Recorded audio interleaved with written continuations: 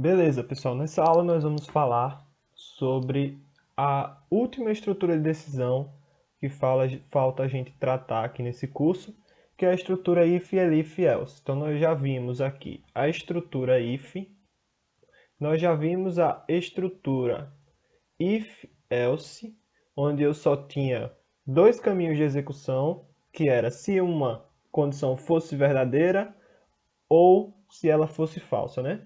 Se algo acontecesse ou no resto das opções, que era o else, né? Que a gente falou. Então agora nós vamos fazer programas que tenham estruturas capazes de ter mais de uma condição. Pode ter duas, três, n condições através da estrutura, nossa última estrutura de decisão, a estrutura if, elif, else. A palavra elif, ela vem em algumas linguagens. Esse elif, ele é else if. Significa else if em algumas linguagens. Que seria, em português, um se não, se a gente fosse tentar traduzir. O que ele significa? Eu vou testar primeiro uma primeira condição. If, então, se condição for verdadeira, eu executo isso aqui. Aí a próxima, que é um elif, é um se não se. Se a primeira não for verdadeira, mas se, e aí tem a condição 2. Se essa condição for verdadeira, execute isso. Por isso que eu posso colocar vários elifs, porque aí o terceiro elif ele vai fazer a mesma coisa. Se não, se nenhuma das condições testadas anteriormente forem verdadeiras, mas se essa for, execute essa. Até que no final a gente vai ter um else, que é, no resto dos casos, execute isso aqui. Tranquilo? Então, seria isso aí que a gente entende como essa estrutura. Então, vamos lembrar aqui, eu vou fazer exatamente como na aula passada, a gente vai lembrar um programa que a gente fez. Foi a nossa aplicação 3, a terceira aplicação que a gente fez, e era um programa que calculava as raízes de uma equação do segundo grau. A gente viu aqui, nessa aula eu comentei, que esse programa ele tinha uma possibilidade de um erro, que acontecia quando o meu delta fosse menor que zero. Afinal, eu ia aqui calcular a raiz desse delta, né? Elevando ele a 1 sobre 2, que é a mesma coisa que meio. E essa operação aqui ia ser impossível, porque não é possível tirar a raiz de números negativos, né? Então, por exemplo, se eu rodasse isso aqui, e vamos supor o que podia acontecer. Eu colocasse aqui como coeficiente A 2, o coeficiente B 1 e o coeficiente C 2. Bom, você vai ver que ele vai aparecer aqui umas respostas com um J multiplicando. Isso aqui você vai ter que lembrar lá da matemática, que quando a gente tinha números nesse formato, né, um número menos outro multiplicado por um J, que na verdade a gente via como I, né, mas geralmente em alguns locais vem com J. Isso aqui é um número complexo, porque as respostas de equações de segundo grau, que tem deltas negativos, só acontecem em números complexos. Então, ele me retorna um número complexo, que é um tipo de dado do Python também, mas que a gente não quer utilizar aqui. A gente não vai utilizar números complexos.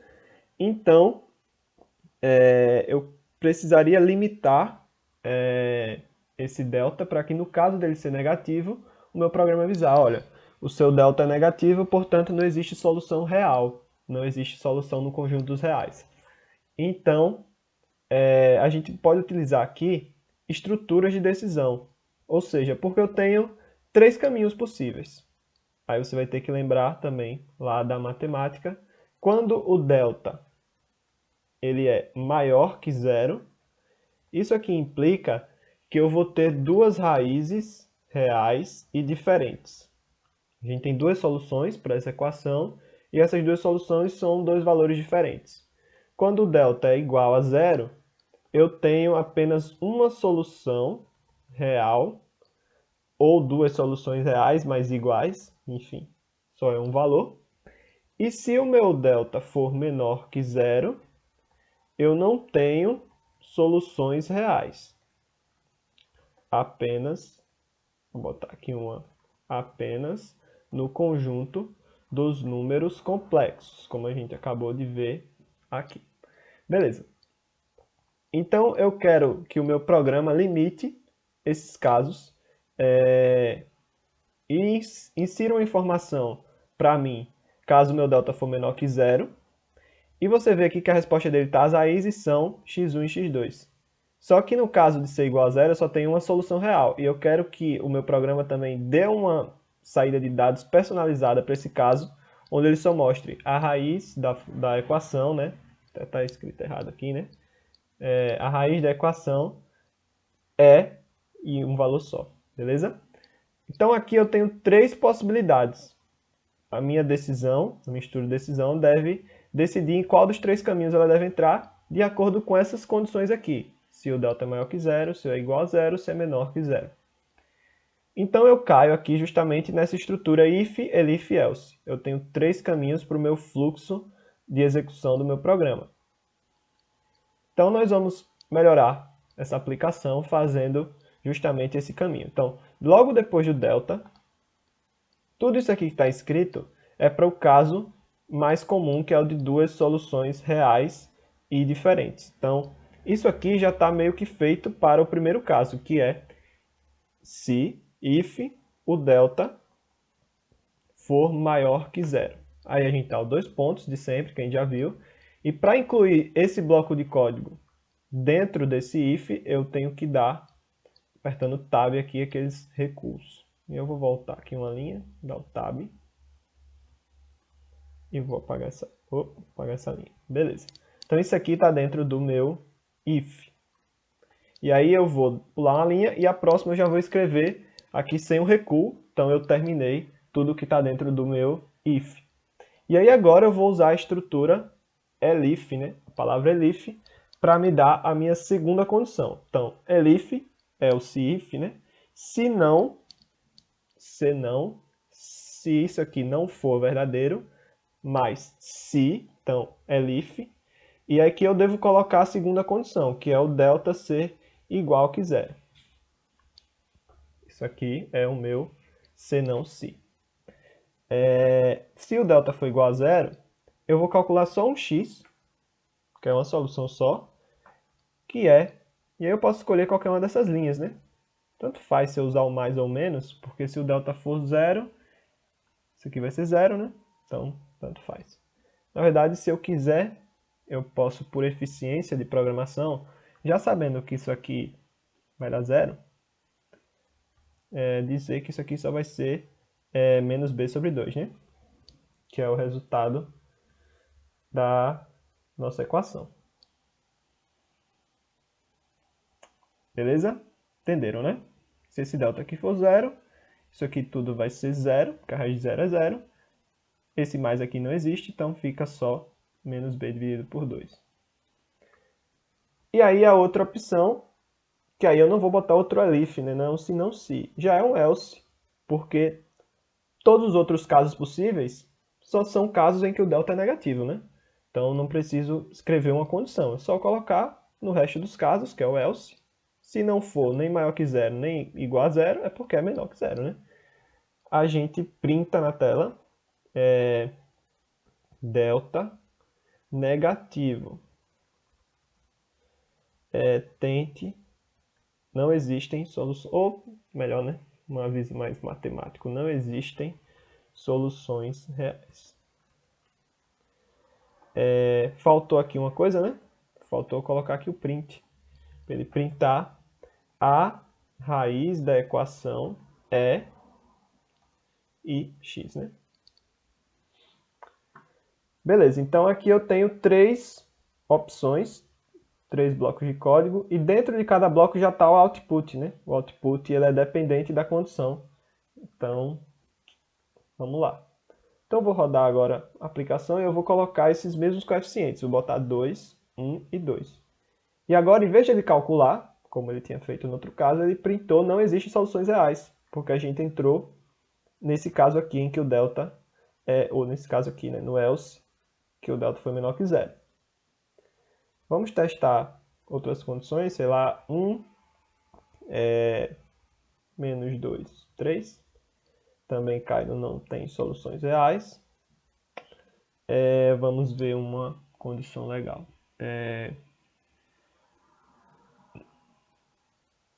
Vamos ver. Ah, tá. 1 aqui no A. Vamos colocar aqui 5 e 4. E aqui eu tenho duas raízes reais, menos 1 e menos 4. Então, parece estar funcionando direito, né? Vamos só testar um caso onde o delta D é igual a 0, que é o seguinte caso, que é o A sendo 1, o B sendo 2 e o C sendo 1. E aí eu só tenho uma raiz, que é o menos 1. Beleza. Então, essa aqui é a estrutura if, elif, else. Vamos para uma segunda aplicação. Essa segunda aplicação, eu vou fechar aqui shell e vou abrir novamente. Beleza. Essa segunda aplicação é o seguinte: faça um programa que receba o salário de um funcionário e calcule e mostre o novo salário desse funcionário, acrescido de uma bonificação e de um auxílio escola, conforme os valores abaixo. Bom, o que acontece aqui? Quando o salário dele for até 500, ele vai ter uma bonificação de 5% do salário a partir de agora. Se tiver entre 500 e 1.200, vamos prestar atenção nesse entre 500 e 1.200, porque eu vou falar algo interessante sobre essa parte aqui do nosso programa. A bonificação vai ser de 12% do seu salário. Então, ele vai passar a receber o salário que ele já tinha, mais 12%. E, caso seja acima de 1.200, não tem bonificação, papai. Não tem mais nada, já está ganhando muito. Que, na verdade, não é verdade, né? Bom, se o salário dele for até 600 reais, aí agora falando do auxílio escola, ele vai ter um auxílio escola de 150 reais. Se o salário dele for acima de 600, ele vai ter um auxílio escola de apenas 100 reais. Beleza, então, o que é que o programa deve receber como input? O salário inicial desse funcionário. Então, eu vou pedir para ele colocar o salário dele. Então, pode ser um float, né? Pode ter centavos envolvidos. Float input, insira o seu salário. 2 pontos no espacinho, fecha 2 parênteses. Beleza. Então, ele vai inserir o seu salário. Armazenei isso na variável salário, que é um float, uma variável de ponto flutuante. Bom, o primeiro passo agora é somar esse salário uma bonificação, que depende de 3 condições. É uma decisão que tem 3 possibilidades.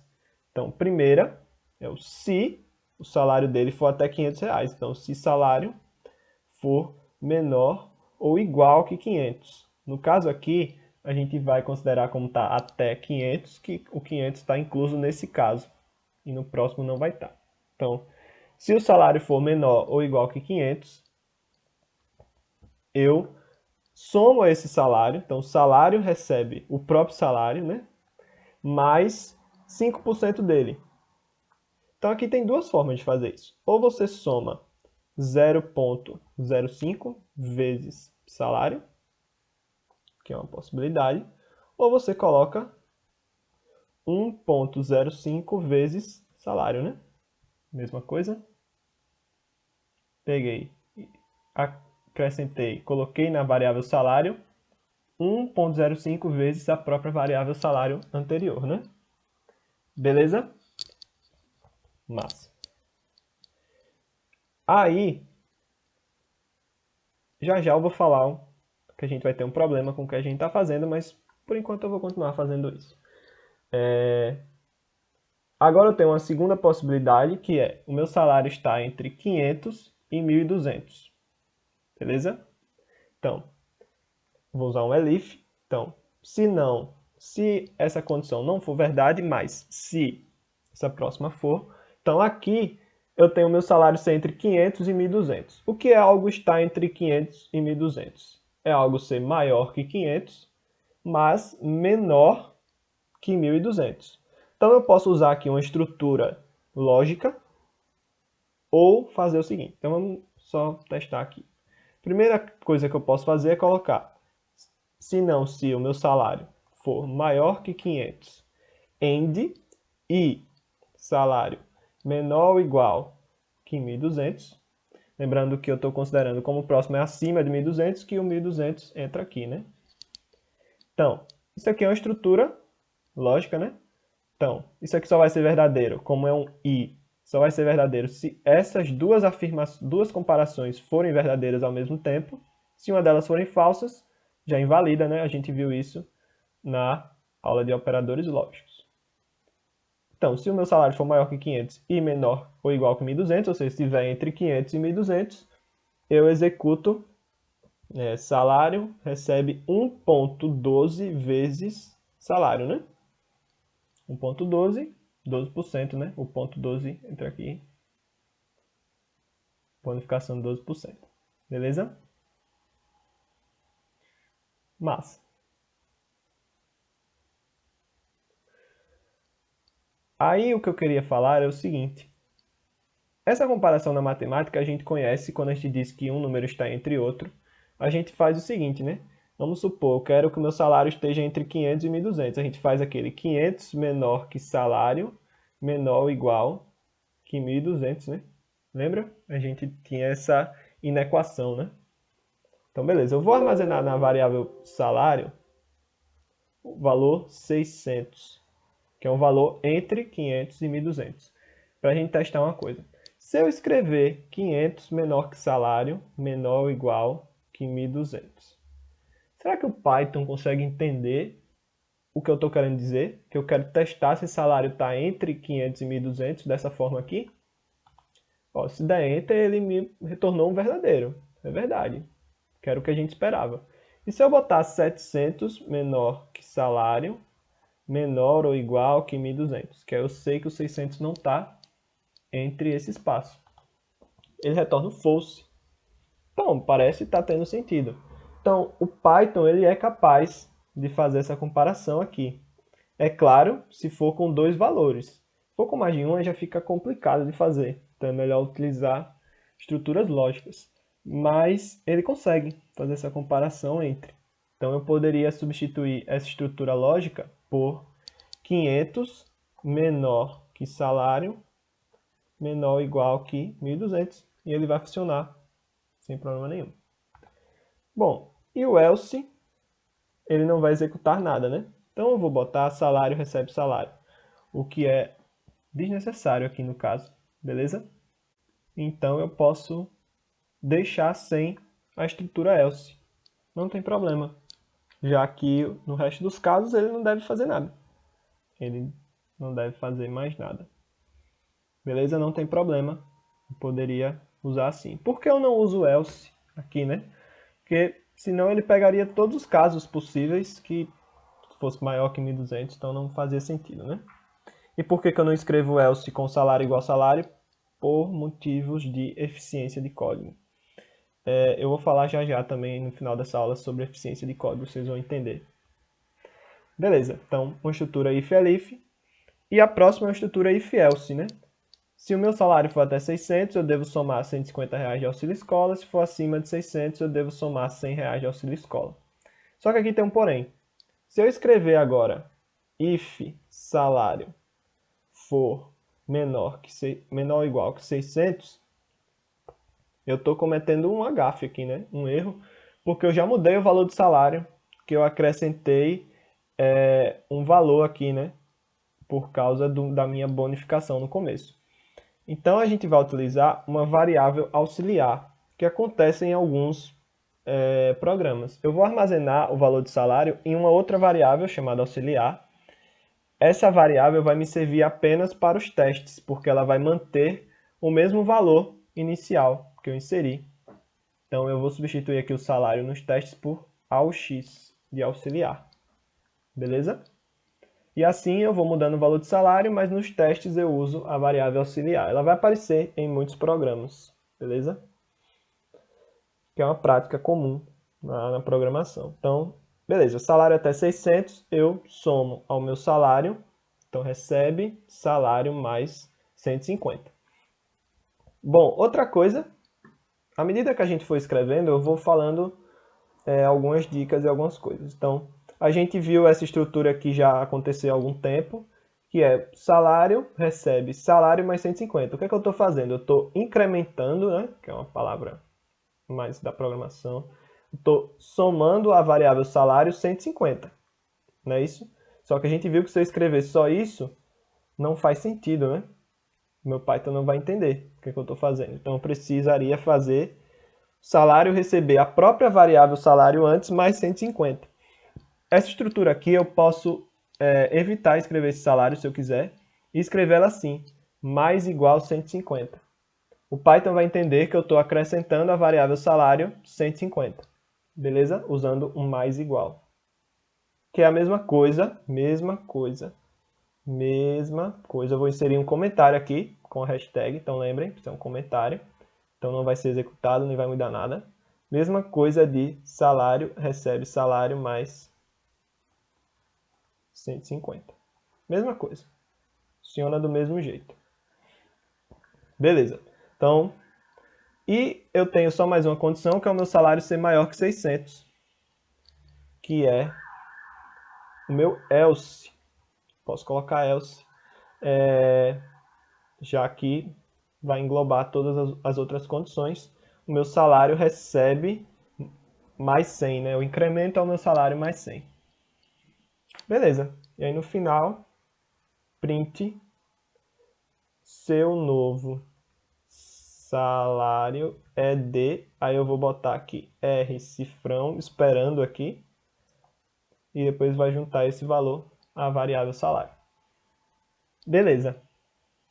Bom, a entrada de dados desse programa não pode ser um número negativo. Então a gente pode fazer também, se a gente quiser, uma estrutura aqui. If salário for maior que zero, se salário for maior que zero, ele executa o meu programa, que é executar todas essas linhas. Então, ó, eu vou dar vários tabs para tudo isso aqui entrar dentro da minha primeira estrutura. E aí você já vê aqui que é possível colocar ifs dentro de ifs, né? Eu posso colocar mais um if dentro do outro if, enfim. Isso aqui é como se fosse um mini programa, como a gente chama um bloco de código. Então, se ele é um bloco de código, ele pode ter o que ele quiser. E só vai ser executado se essa condição for verdadeira. E aí, else, que é o resto dos casos. Lembrando que esse else, como ele está na mesma linha aqui, né, de recuo, ele tem a ver com esse if. Então, ele é um else para esse if. Esse else é para esse if. E esse elif é para esse if. Beleza, né?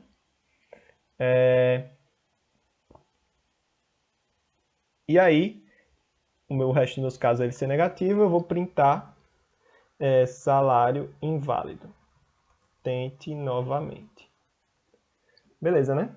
Massa. Então vamos rodar para ver o que acontece. Vamos ver se não vai dar nenhum problema. Então essa vai ser a nossa aplicação 8, que é o salário com acréscimos. Vamos ver o que vai acontecer. Então, ele vai pedir o meu salário, eu vou inserir 700. Meu novo salário é de 884. Isso aqui é devido à aproximação do Python para floats, que ele mostra o tanto de casas. Só que a gente tem como formatar para ele mostrar menos casas. Que isso a gente vai ver em uma aula mais para frente. Após esse bloco de estrutura de decisão, a gente vai ter uma aula para melhorar a nossa função print e trabalhar com strings. Como formatar strings. E aí a gente vai ver como reduzir essas casas decimais. Beleza, o que é que ele fez? Ele entrou aqui nesse caso, multiplicou por 1.12, vamos ver se isso realmente foi verdade. Ele multiplicou por 1.12, e aí deu 784, e depois ele somou 100, porque caiu nesse caso, dá 884, né? Beleza, então parece estar, né, tudo funcionando devidamente. Massa, né? Tranquilo. Então, para finalizar essa aula, já vimos 3 exemplos, eu queria falar sobre eficiência de código. E para isso a gente vai fazer uma comparação. A gente vai comparar múltiplos ifs, a estrutura múltiplos if, que eu não falei porque, enfim, é só usar várias estruturas ifs, e a estrutura if, elif, else. Nós vamos fazer essa comparação. E aqui eu vou falar algo importante que a gente deve evitar em estruturas de decisão. Então, é um cuidado que a gente deve ter. Então, eu vou pegar aqui o exemplo que a gente fez, que foi esse aqui. O primeiro exemplo que a gente mudou, a gente fez isso aqui, que era fazer o programa das raízes do segundo grau, e nós incluímos uma estrutura if, elif, else para fazer isso aqui, né? Então eu vou criar um novo programa aqui, vou deixar o meu editor aqui e vou copiar esse programa. E vocês vão ver o que eu vou fazer. O que é que eu vou fazer? Ó, talvez algumas pessoas tenham pensado, ó, aqui eu tenho um if, um se não, se e um else.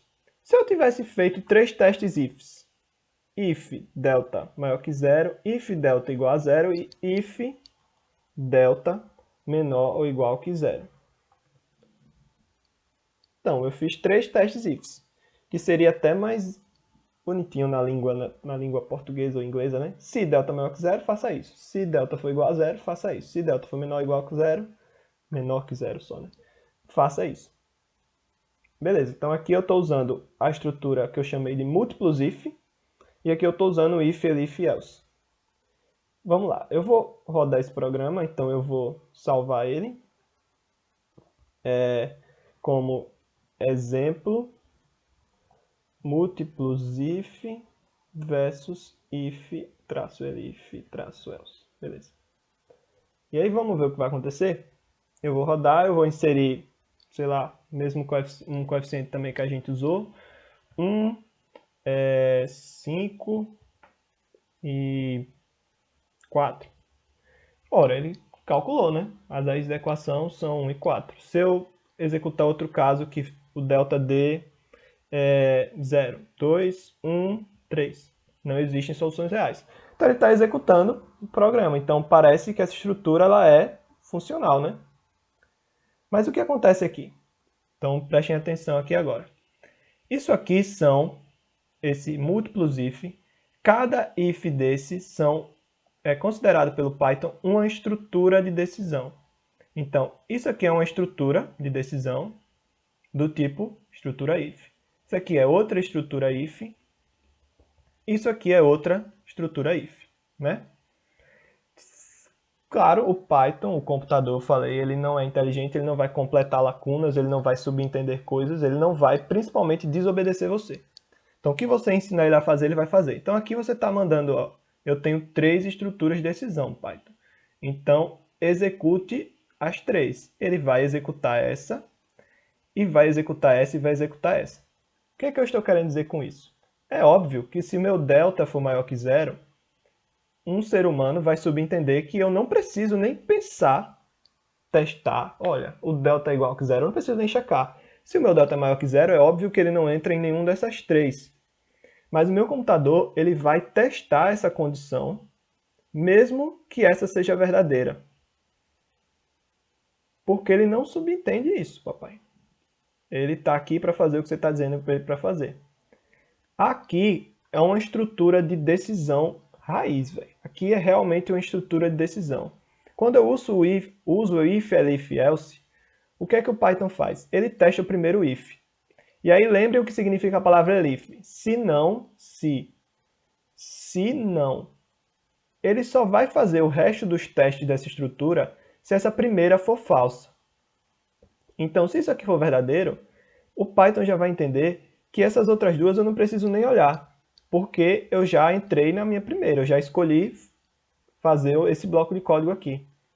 Se essa aqui é verdadeira, eu já sei que todas as outras são, eu confio no que o meu querido amigo programador escreveu.